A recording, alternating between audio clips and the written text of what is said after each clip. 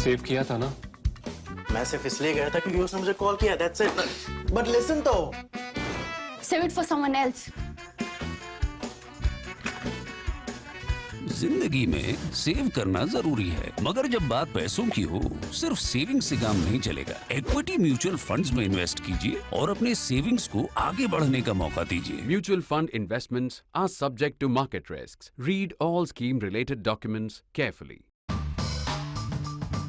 History was made just a couple of days back in Gujarat with the foundation stone laying of the C-295 transport aircraft plant. Now, this transport aircraft in India will be manufactured as a joint venture, between the Tata Group, Indian Tata Group, and Airbus. Airbus Industrie, the French European company.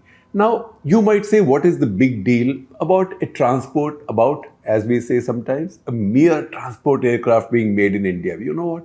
Because excitement is all about fighters, bombers, attack helicopters, things like that. So as we go along, we will talk a little bit about how important transport aircraft are in the scheme of things for a modern air force, or also for a large company, because these are crucial to logistics. And you know what? Remember that old line that amateurs talk tactics, professionals talk logistics. So logistics is what matters. The other thing that you might have noticed with this foundation stone laying, that there hasn't been much discussion what the setting up of this factory, particularly in the private sector, means for India, Indian Air Force, and the region. And once again, the reason is because we don't attach such excitement to transport aircraft that we've been distracted by the politics of this. Politics in this case of the interstate politics. So, this plant should have come to Maharashtra. It's now come to Gujarat. Earlier, there was a plan that this will be done. This will be set up in Nagpur at Mihan, the big facility that Maharashtra has set up in Nagpur to manufacture aircraft, ancillaries, spares, and also to maintenance, repair, and overhaul them, what is called as MRO. How did this go to Gujarat? So you've seen all this tamasha on the Maharashtra versus Gujarat basis. But states will compete. Some states will lose, some states will win at different points of time. But the fact is, what does this mean for Indian Air Force, India, and the region? So first of all, before we get into what this aircraft is and what's been happening with Indian Air Force's transport fleet, why transport aircraft matter, let me tell you the three key takeaways from this.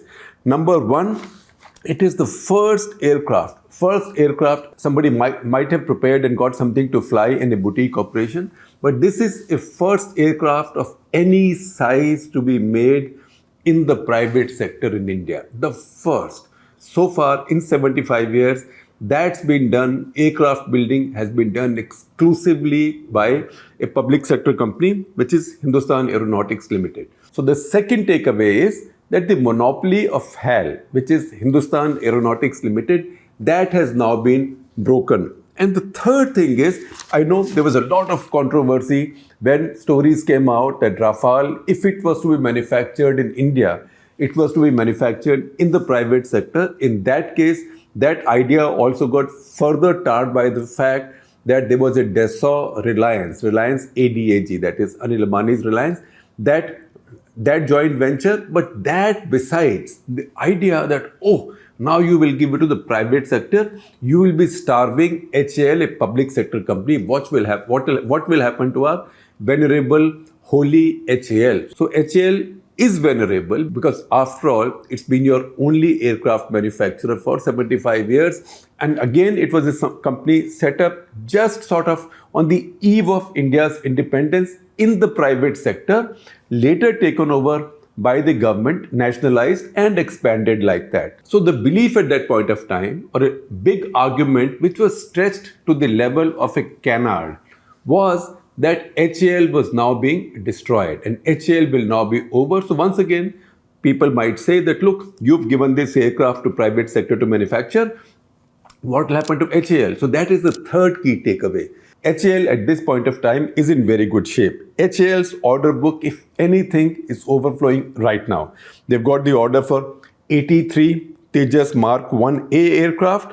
After that, they will be making Mark 2 because once the Air Force has its 7-8 squadrons of Tejas aircraft, they will graduate onto the next model, which is Mark 2. So HAL will pretty much have the monopoly on that order. And meanwhile, they have a large order for helicopters as well. They developed the Advanced Light Helicopter, which has now many versions. And we just saw Prachand, its full-fledged armed assault helicopter come into service. So HAL's order book is full. The Sukhoi production line is coming to an end in a way, but it still has a lot of spares and other things to manufacture for Sukhoi. But it still has spares and other things to manufacture for Sukhois, of which the Indian Air Force employs 260 plus copies, with another dozen or so on the way, basically to replace those which have been lost in accidents over time. So HAL has a lot to do right now. This kind of a domination and control over the market from this. So this is a market domination which is for HAL to capitalize on or to fritter away. Now they can capitalize on it by delivering on their orders in time, not causing any delays, because the Air Force in the past has had many complaints about delays from HAL.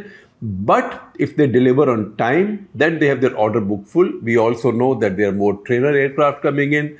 There's also a Desi, Indian-made basic trainer coming up. All of that, much of that is going to happen at HAL. So 3 takeaways to repeat. 1, it is the first aircraft to be made in the private sector.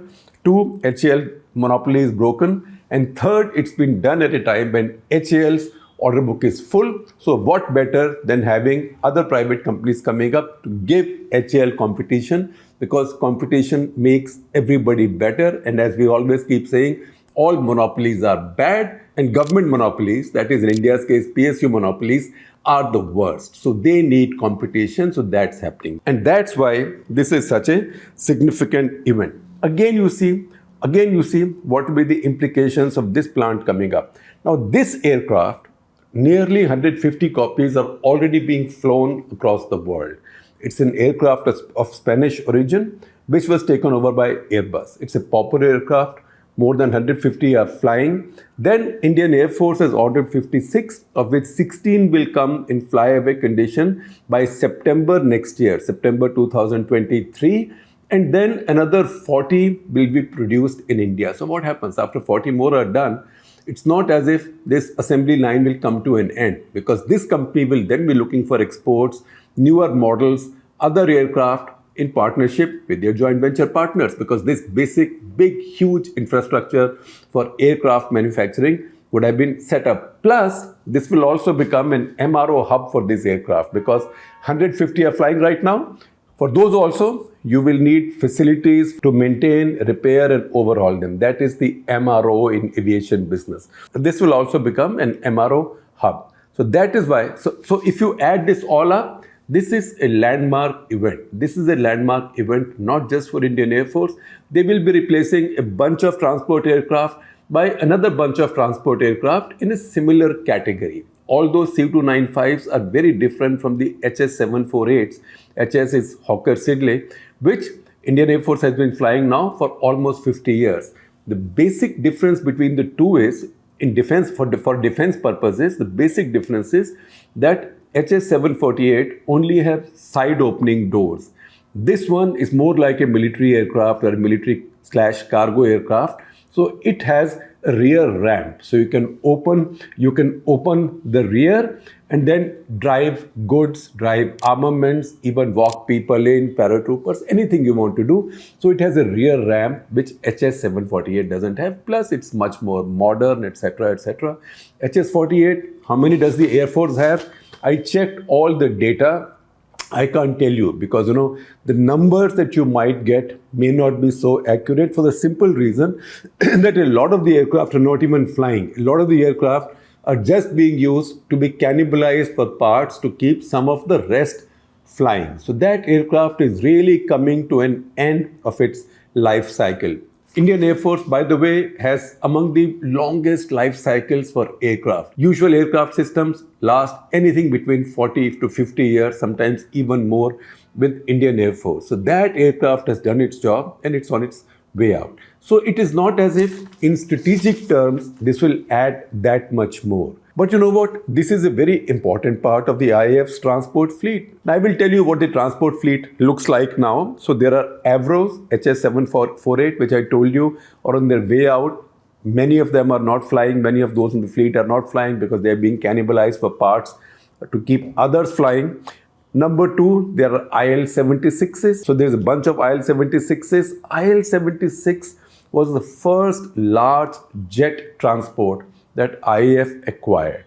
Because IAF in the 60s, when India became independent, IAF basically had Dakotas. Dakotas were, the civilian version was DC-3 and the military version with the rear opening ramp was C-47. That aircraft, now Dakotas, the first flight might have been 1940-41, I think, but that aircraft flew with the Indian Air Force still mid-80s. In fact, in 1982, when the Diamond Jubilee celebrations of the Indian Air Force were taking place, I was then based in Shillong, where the Eastern Air Command is located, and covering the Northeast for the Indian Express. So I had been invited by the Air Force to write a feature for the Indian Express about their support operations, about their logistics and supplies and troop support operations in the Northeast. So they got me onto their Dakotas from Chabua Air Base, and we went flying to air bases that you hear about now. These were mere advanced landing grounds or ALGs then. Now most of these are becoming proper airports. Some are getting civilian flights also. So places like Zero, Vijayanagar, Machuka, Anini, you can see these on the map of Arunachal Pradesh. These were very remote in 1982, and you saw this aircraft with very simple avionics, if any at all.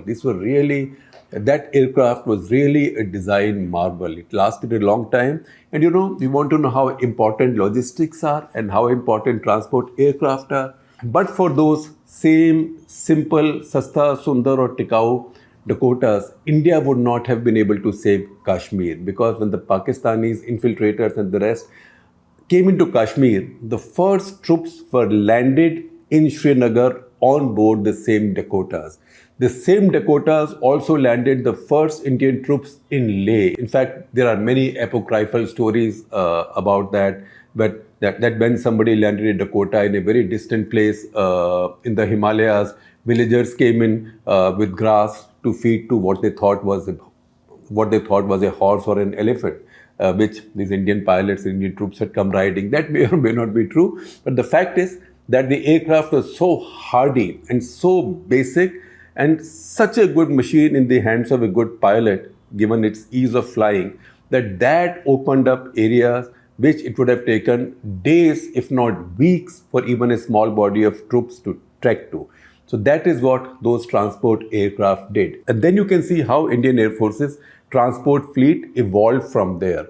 So for a long time, there wasn't very much. There were super constellations that were retired by civilian aviation companies, in that case Air India. I think a couple were given at some point to Indian Armed Forces, but those were not really serving any purpose, because by this time Indian Air Force knew and Indian Army knew that Himalayas were going to be a challenge. So 1954 it was that a bunch of Packet aircraft were ordered. Packet was C-119. It was an American production, later became a Canadian production, de Havilland, and Packets then became the workhorse of Indian Air Force. You see that aircraft for what it looks like. It has a very peculiar shape. It has a box-type construction in the back, and no surprise, it was called a boxcar. Indian Air Force called it a Packet. Packet, hai na? So it used to carry a lot of stuff. In fact, the Americans even tried to convert this into some kind of a gunship at one point. But this was the Himalayas. You have to reach high altitudes, take off and land from very short and rough landing grounds. That means the aircraft needed a lot more power. Now to give it more power, this was an aircraft with two piston engines, old piston engines.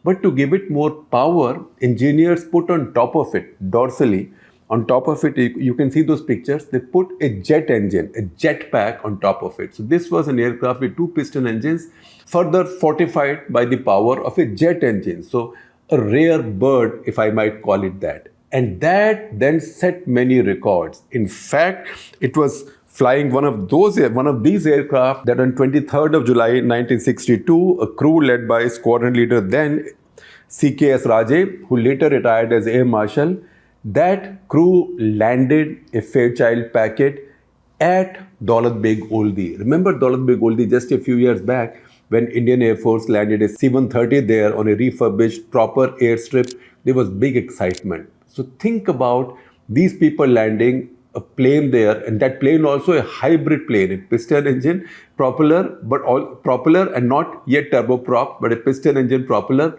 plus jet landing on that dirt strip in 1962. So that was a world record then, because that was a landing and then takeoff recovery at 16,700 feet. And that aircraft had taken a platoon of 32 Indian Army Jawans to be positioned there, because Daulat Beg Oldi, which is now also called Subsector North, has always been a very strategic sector, and India needed to man that outpost. That is why transport aircraft are so crucial. After that, we saw many more changes. We saw two more Canadian type aircraft come in. There was DHC-3 and DHC-4. One was called the Otter with the single engine. Second was called the Caribou with two engines. And Caribou again became very useful for these short airfields, advanced landing grounds, dirt tracks, etc., mainly for Himalayan and northeastern operation. I can give you a little factoid.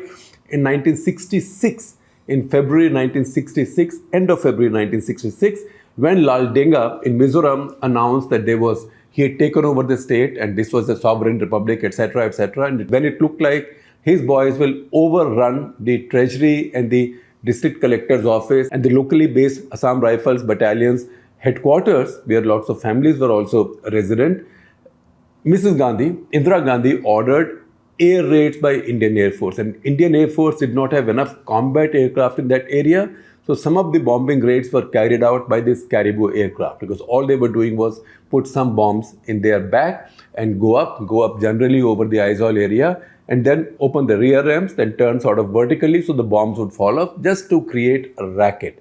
So that would push the rebels away, and that's exactly happened, and the aircraft served its purpose. In fact, since we are talking about the use of transport aircraft in direct combat role, in the 1971 war, AN-12s, which was the first big four-engine transport aircraft that the Indian Air Force acquired. I think the first one came, if I remember correctly, in 1961, but by 1965, some aircraft had built in. By 1971, there were at least 3 squadrons of these. Some of these aircraft were filled with explosives and were employed for nighttime mass bombing raids, as much of mass bombing as you could carry out in those times, because neither India nor Pakistan had heavy bombers. So these aircraft were filled with explosives. These were large transport aircraft. Pakistan also, by the way, tried using the same tactics with its C-130 aircraft. In fact, one night they came to the airbase near Bikaner and dropped quite a few bombs. In fact, it just so happens, and that's a story you hear from your friends in the Air Force, that it was a moonlit night. They mistook a dried river course. Remember, it was December. They mistook a dried river course for the runway of the airbase and dropped the bombs on the dry river course. But these aircraft carried a lot of bombs. In fact, 1971, if I do remember correctly, there was at least one Mahavir Chakra awarded to the commander of one of these formations of AN-12s that carried out bombing runs over Pakistan. This evolution over the 60s, 70s then saw AN-12s from Russia. By this time, which means from mid to late 60s, India was fully in the Soviet circle, which means almost all of India's new defense acquisitions now from the Soviet Union. So they were the AN-12s. IAF was still maintaining and running its Fairchild packets and other aircraft and Caribous, but AN-12s came in and they became the workhorse. After AN-12s, again, IAF got more aircraft from the Soviets, including a VIP aircraft, a VIP communication jet aircraft called Tu-124. So 3 of them were bought for what is called as the communication squadron, or comm squadron as the Air Force calls it. Communication squadron is used to carry the VVIPs of the land, and usually they should be the safest aircraft. it so happened that one of these, on 24th of November 1977, one of these crashed in Upper Assam, and its VVIP passenger was none else than Morarji Desai, who had become Prime Minister of India just a few months earlier. It was one of those storied and tragic events where the plane crashed, everybody on the plane, including the crew, died, but Morarji Desai sort of dusted his clothes and walked off. After that, the Indian Air Force did not fly those aircraft for very long. Now the communications squadron has very sophisticated aircraft. It has the Embraers, it has the new 777s, etc., etc. Then we come to the 80s. Now, by the time you come to the 80s, Indian Air Force also needs a medium transport aircraft because the packets now must retire. The packets can't go on forever. In any case, packet was a Jugaad aircraft and they were just flogging it. And there were some issues with packet. There were the odd crash as well.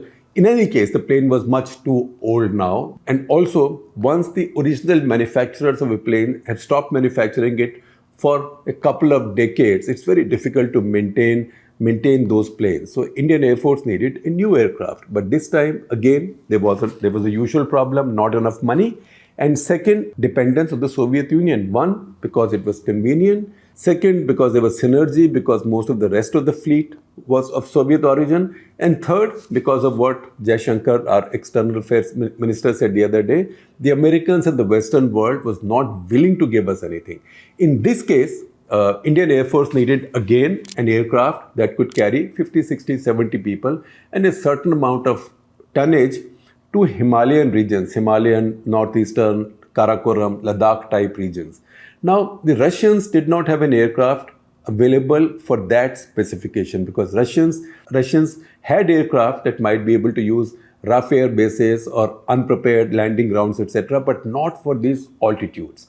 They had an aircraft, however, meeting some of the load specifications that was called AN-26 from the Antonov Design Bureau, which, as we know now, is in Ukraine. So AN-26 was available, but it did not have the power or the ability to operate from these heights and these altitudes, and that too from this kind of chota landing grounds on these altitudes. So the Russians customized an aircraft for Indian Air Force. In that aircraft, they put bigger engines. From what I remember correctly, these were the engines of the larger AN-12, which was a 4-engine aircraft. Those engines were put, or something like those engines were put on this new model that they created specifically for Indian Air Force. And these engines were then fitted much closer to the fuselage, etc. Now, don't ask me to go into more detail. I'll make a fool of myself because I don't know aviation technology, but I know the plane and I know what people have told me and what I've read. So that gave it the ability to generate the power to be able to take off at high altitudes from short landing grounds and rough landing grounds. That then became the tactical workhorse of the Indian Air Force. Of that, Indian Air Force now has about 100 plus, maybe 105 or so. They've had a tough time upgrading it, but I believe Snehesh Alex Philip, our defense editor, tells me that all have been upgraded with help from the original manufacturers in Ukraine. And you can imagine the degree of difficulty now in continuing to upgrade these and maintain these. After that, as the Soviet Union collapsed, once again India had an issue, and by this time the Antonov factory had gone to Ukraine because the Soviet Union broke up. The old business terms with the Soviets were not available. So ultimately, after the nuclear deal, as the India-US relationship sort of flowered into a strategic alliance partnership, it became very possible for India to buy equipment from the US as well. And that's how the new C-130s came, Indian Air Force's first C-130s. And these replaced the earlier AN-12s. In the middle, Indian Air Force had also bought its first heavy jet transports from the Russians, the IL-76s, the Ilyushins. Before that, in the 60s, early 60s, they had flown another version of the Ilyushin 14. That was a much smaller aircraft. Now IL-76s, which are still flying, in fact, a version of IL-76, which is IL-78, is also flying with the Air Force as a refueler aircraft, air-to-air refueler aircraft. And then came the biggest aircraft that the Indian Air Force has for its logistics needs.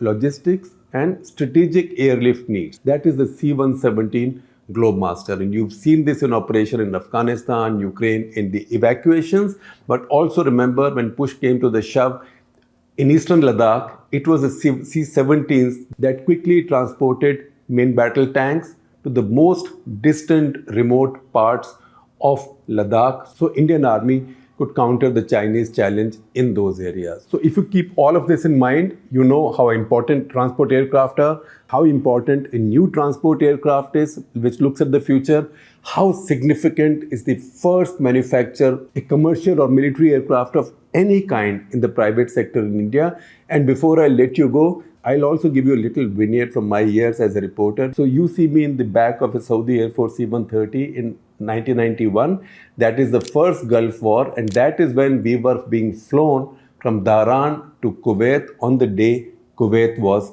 liberated. And you know what? All the crew in that aircraft, Saudi Air Force aircraft, all the crew was on secondment or in deputation from who else but Pakistan Air Force.